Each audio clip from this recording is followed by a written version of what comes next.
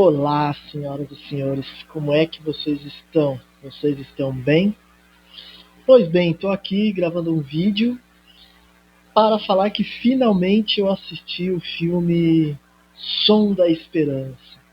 Pois é, é um filme que já lançou já faz um tempo, já deve ter até saído dos cinemas, mas eu esperei o filme chegar no streaming para poder assistir com calma e tranquilidade no conforto da minha casa. Então, para você que não me conhece, que está chegando por aqui agora, meu nome é Wendel, eu sou pai pela via biológica e pai pela via adotiva e tenho esse perfil, esse canal para falar sobre paternidade, sobre adoção, sobre criação de filhos, sobre filhos seguros digitalmente, proteção digital e tantas outras polêmicas que envolvem o mundo e a vida de um pai, né? E de um pai simplesmente porque eu não sou nenhum especialista, não sou nenhum psicólogo, não sou nenhum especialista parental, nada do tipo, né? Eu sou simplesmente um pai. Por isso que o nome desse perfil, desse canal, é Pai Simplesmente. Então tudo que eu compartilho aqui é sempre pela minha experiência e tentando trazer um pouco de reflexão para os temas aí que estão sempre em alta. E hoje eu quero falar sobre o filme. Prometo que não vou fazer nenhuma. A minha ideia aqui não é fazer nenhuma avaliação do filme, até porque o filme não dispensa comentários. O filme é sensacional, é muito bacana, o filme é incrível, é extremamente inspirador.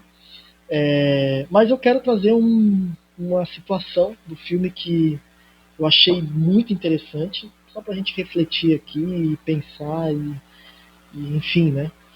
E que situação é essa? Num determinado momento ali do filme, o casal, o protagonista ali, que é o foco ali, o centro ali do filme, eles estão discutindo sobre, né, conversando, discutindo não, eles estão conversando ali sobre a adoção. Claramente a esposa, né, já estava bem segura de si com a sua decisão, ela estava já estava certa da sua escolha, mas o marido ainda estava um pouco reticente, um pouco preocupado, não estava muito confortável com a situação do tema.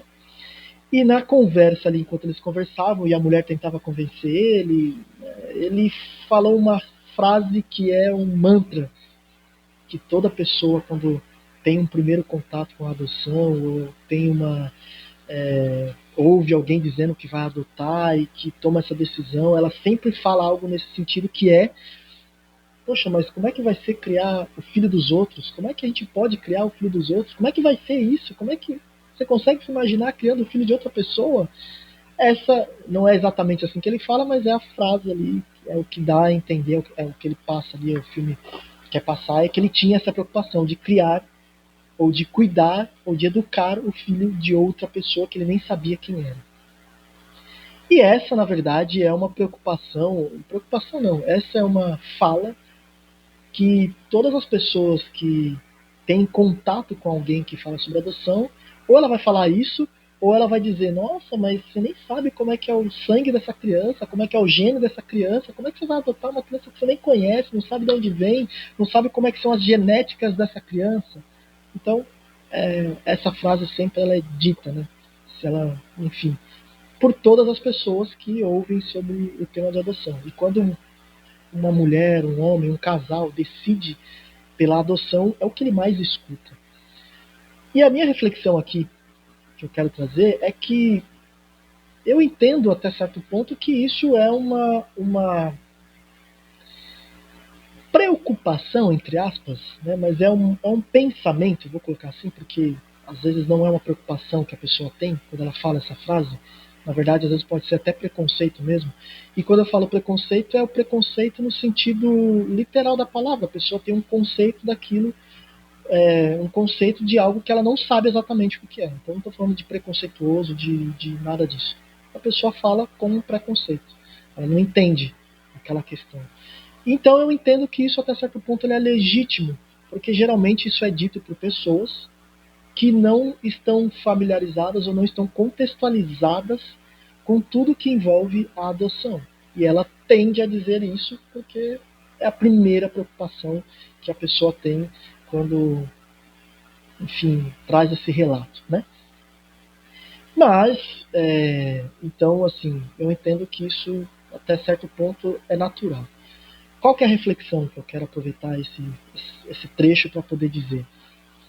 Eu sempre defendo que a família extensiva, a família satélite, seja os avós, os tios, os primos, os cunhados, os parentes, é muito importante que eles também façam parte do processo de preparação para a adoção. Eu, trazendo aqui a minha experiência aqui, eu não fiz isso. Quando eu, minha esposa e minha filha mais velha decidimos pelo processo de adoção,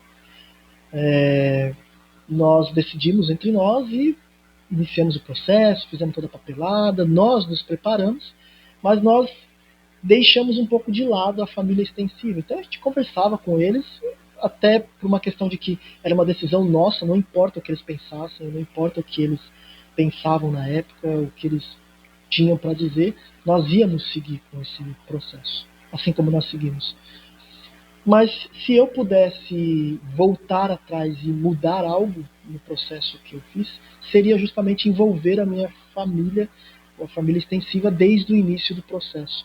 Para que essas questões, esses preconceitos, esses conceitos que as pessoas têm, que meus parentes, meus amigos têm ou tinham sobre a adoção, fossem tratados e resolvidos antes da criança chegar. Não que para nós tenha sido um problema, né? Dependente, às vezes a gente tende a se preparar para uma situação, mas por mais que a gente se prepare, quando aquela situação acontece, sempre é um desafio, sempre é algo novo que a gente nunca está 100% preparado, né? Mas, então, assim, não foi um grande problema, mas eu teria feito de maneira melhor e envolvendo os meus familiares, para que eles estivessem mais próximos e entendesse tudo que envolve a questão da adoção e tirasse de vez esse conceito de que, nossa, você vai criar o filho dos outros, você vai educar os filhos dos outros, como se isso fosse algo absurdo, né? Mas, enfim, só quis compartilhar isso aqui com vocês.